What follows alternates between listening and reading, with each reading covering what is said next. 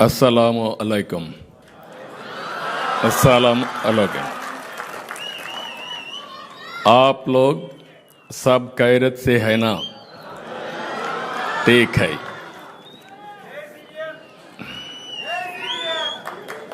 जनाब एमडी फारूक साहब, जनाब बोंडा उमा महेश्वरराव साहब, जनाब नज़ीर अहमद साहब, जनाब शाहजहान साहब, जनाब शरीफ मोहम्मद अहमद साहब,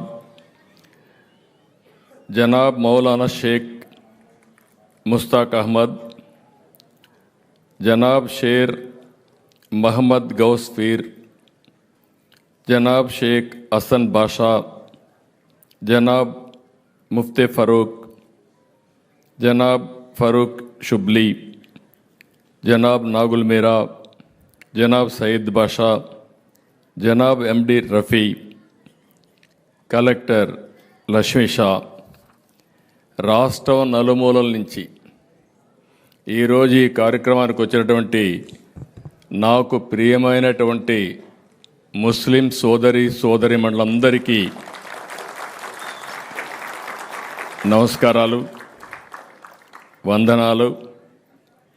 అదే మాదిరిగా ఈరోజు రాష్ట్ర మైనారిటీ సంక్షేమ దినోత్సవం జరుపుకుంటున్నాం. ఇందుకు మీకు అందరికీ శుభాకాంక్షలు. ఈరోజు 2 కార్యక్రమాలు చేసుకుంటున్నాం. ఒకటి మైనారిటీ సంక్షేమ కార్యక్రమం దినోత్సవం, రెండోది జాతీయ విద్యా దినోత్సవం. ఈ 2 చూస్తే ఒక చరిత్ర. ఈ 2 కూడా భారతరత్న మౌలానా అబుల్ కలాం ఆజాద్ గారి జయంతిని పురస్కరించుకొని నిర్వహిస్తున్నాం. ఆయనకు ఘనమైన నివాళులర్పించాలి.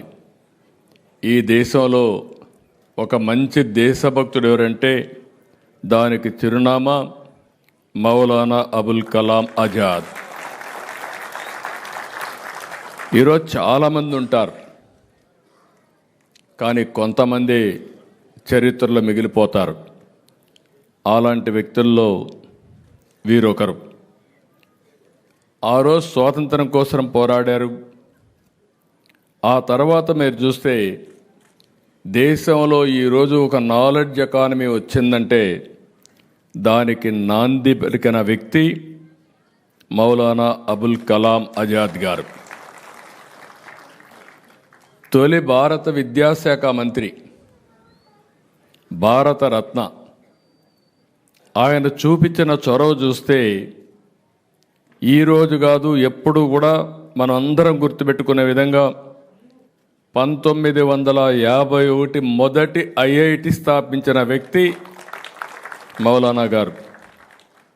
ఈరోజు ఐఐటి అంటే ప్రపంచం మొత్తం గుర్తింపు వచ్చిందంటే ఎవరైనా పిల్లలు చదువుకోవాలి అనుకుంటే ఎక్కడ చదువుకోవాలనే దానికి చిరునామా ఐఐటి. అది స్థాపించిన వ్యక్తి మౌలానా అబుల్ కలాం ఆజాద్ గారు. రెండో విషయం మీరు చూస్తే విద్యకు ప్రాధాన్యత ఇచ్చాడు. పిల్లలందరినీ బాగా చదివించాలని ఆలోచించాడు. అందుకే మొట్టమొదటిసారిగా యూజీసీ తీసుకొచ్చాడు.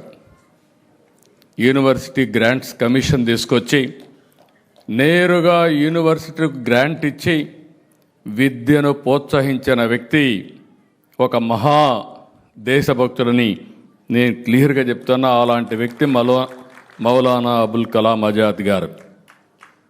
అందుకే నవంబర్ 11 ఆయన పుట్టినరోజున 2008 నుంచి జాతీయ విద్యా దినోత్సవాన్ని జరుపుకుంటున్నాం. అదే సమయంలో మన రాష్ట్రంలో మనందరం కలిసి ఈరోజు మైనారిటీ సంక్షేమ దినోత్సవాన్ని కూడా మనం జరుపుకునే పరిస్థితికి వచ్చాం. ఇలాంటి వారిని ఒకసారి స్ఫూర్తికి తెచ్చుకోవడం ఓసారి అనిపిస్తుంది. నాకు కూడా ఒక అవకాశం వచ్చినప్పుడు ఎవరైతే అబ్దుల్ కలాం గారిని రాష్ట్రపతిగా ఎంపిక చేయడానికి నేను కూడా సహకరించాను, దోహదం చేశాను. అది చూసినప్పుడు ఎంతోమంది వస్తారు, కానీ అందరి గుండెల్లో చిరస్థాయిగా ఉండే వ్యక్తి అబ్దుల్ కలాం గారు అని చెప్పి కూడా నేను మీకు తెలియజేస్తున్నా.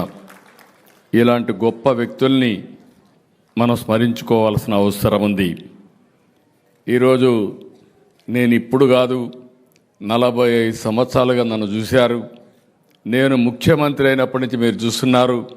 నేను ఎప్పటికీ మీ మనిషిగా ఉంటా, మైనారిటీ శ్రేయోభిలాషిగా ఉంటా, మీ హక్కుల కోసం పోరాడతా, మీ సంక్షేమం కోసం పాటుపడతా, మీ సాధికారత కోసం నిరంతరం పనిచేస్తానని మరొక్కసారి మీ అందరికీ హామీ ఇస్తున్నా. ఈ రాష్ట్రంలో అందరికంటే ఎక్కువ నేను క్లెయిమ్ చేసుకునే అవకాశం కూడా ఉంది. హైదరాబాద్లో ఉర్దూ యూనివర్సిటీ పెట్టామంటే అది నేనుండంగానే హైదరాబాద్లో ఉర్దూ యూనివర్సిటీ వచ్చింది. మళ్ళీ రాష్ట్రంలో విడిపోయిన తర్వాత మళ్ళీ ఉర్దూ యూనివర్సిటీ హైదరాబాద్లో ఉంది. ఇక్కడుండే మైనారిటీస్కి మళ్ళీ రావాలని మొట్టమొదటిసారిగా కర్నూలులో ఉర్దూ యూనివర్సిటీ మళ్ళీ పెట్టాం. ఒకప్పుడు ఈ రాష్ట్రంలో ఉండే మైనారిటీ సోదరులు, ముస్లిం సోదరులు ఆ రోజు మక్కాకు పోవాలంటే బాంబేకో బెంగళూరుకు పోయేవాళ్ళు. ఆ రోజు నేను ఆలోచించి అది కూడా ఎక్కడో మారుమూల కట్టడం కాదు, సాక్షాత్తు అసెంబ్లీకి ఎదురుగా ఒక బ్రహ్మాండమైన బిల్డింగ్ని కట్టి మిమ్మల్ని హైదరాబాద్ నుంచి డైరెక్ట్ ఫ్లైట్ వేసి మక్కాకు పంపించాం. ఆ రోజు నేను ఒక చట్టం తీసుకొచ్చా. ఆ చట్టం ప్రకారం బిల్డింగ్ అంతా కూడా రెగ్యులేషన్స్ అన్ని చట్ట ప్రకారం కట్టాలని. చట్ట ప్రకారం కాకుండా ఒక 4-5 అంతస్తులు ఎక్కువ కడితే నా జీవితంలో ఎగ్జామ్ట్ చేసింది మా మైనారిటీ సోదరుల కోసం ఎగ్జామ్ట్ చేసి ఆ బిల్డింగ్ పర్మిషన్ కూడా ఇచ్చాను, చట్టాన్ని సవరించాను. ఎప్పుడు కూడా ఇలాంటి కార్యక్రమాలే కాకుండా మీరు ఎన్నో ఉద్యమాలు చేశారు, ఎన్నో పోరాటాలు చేశారు. ఉర్దూ రెండో భాష చేయాలంటే ఎవరు ఒప్పుకోకపోతే నేను ఆ రోజు 24 జిల్లాల్లో 13 జిల్లాల్లో ఉర్దూ రెండో భాష చేసిన తెలుగుదేశం పార్టీది. మైనారిటీ ఫైనాన్స్ కార్పొరేషన్ పెట్టింది తెలుగుదేశం పార్టీ, ఉర్దూ అకాడమీ పెట్టింది తెలుగుదేశం పార్టీ, వక్ఫ్ బోర్డు ఆస్తుల్ని పరిరక్షించిన పార్టీ తెలుగుదేశం పార్టీ. ఆ విషయం మీరు గుర్తుపెట్టుకోవాలి. సమైక్య ఆంధ్రప్రదేశ్లోనే నేను ఆ రోజు ఒక ట్రిబ్యునల్ వేసి ఆడిట్ చేపించా ఆస్తులన్నీ. ఈ ఆస్తులు అన్యాకాంతం కాకూడదని, శాశ్వతంగా మీకు ఉండాలని ఆ రోజు నుంచే ప్రయత్నం చేస్తూ వచ్చాం.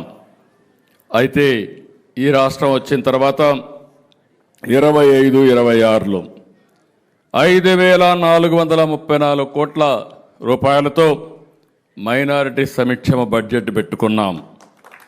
ఇది కాకుండా ఈరోజు మీరు చూస్తే ఏ రాష్ట్రంలో కూడా ఇవ్వడం లేదు. మన రాష్ట్రంలో కొన్ని ఇబ్బందులు ఉన్నాయి, మీరు గుర్తుపెట్టుకోవాలి.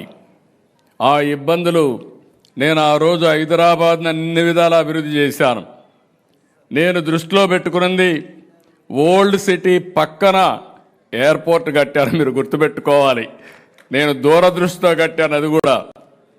అదే మరి ఒక ఔటర్ రింగ్ రోడ్ వేస్తే ఈరోజు మీరు చూస్తే హైదరాబాద్లో ఉండే ముస్లిమ్స్ అంతా బ్రహ్మాండంగా కోటీశ్వరులు, లక్షాధికారులు అయ్యారంటే అది ఆ రోజు నేను చేసిన పని అని చెప్పి నేను మీకు తెలియజేస్తున్నా. నేను ఎప్పుడూ ఒకటి చెప్పేవాడిని, హైదరాబాద్కి ఎవరు వచ్చినా నేరుగా పోయి ఓల్డ్ సిటీలో షాపింగ్ చేసే విధంగా పెరల్స్ని ప్రమోట్ చేసింది కూడా తెలుగుదేశం పార్టీ. హైదరాబాద్ బిర్యానీని కూడా ప్రమోట్ చేశాం. ప్రపంచం మొత్తం హైదరాబాద్ బిర్యానీ అంటే దానికి ఒక ఛామ్ క్రియేట్ చేసే పరిస్థితికి వచ్చామంటే, ఇంకొక పక్క ఆ రోజు ప్యాలెస్ ఉంటే, పలక్నామా ప్యాలెస్ ఉంటే నిజాం సంస్కృతిని కాపాడడానికి ఒక బ్రహ్మాండమైన హోటల్ పెట్టి దాన్ని కూడా పరిరక్షించామని చెప్పి కూడా నేను మీకు తెలియజేస్తాను. 1-2 కాదు, నేను వారసత్వాన్ని కాపాడడం కోసం అన్ని విధాల ప్రయత్నం చేశాం.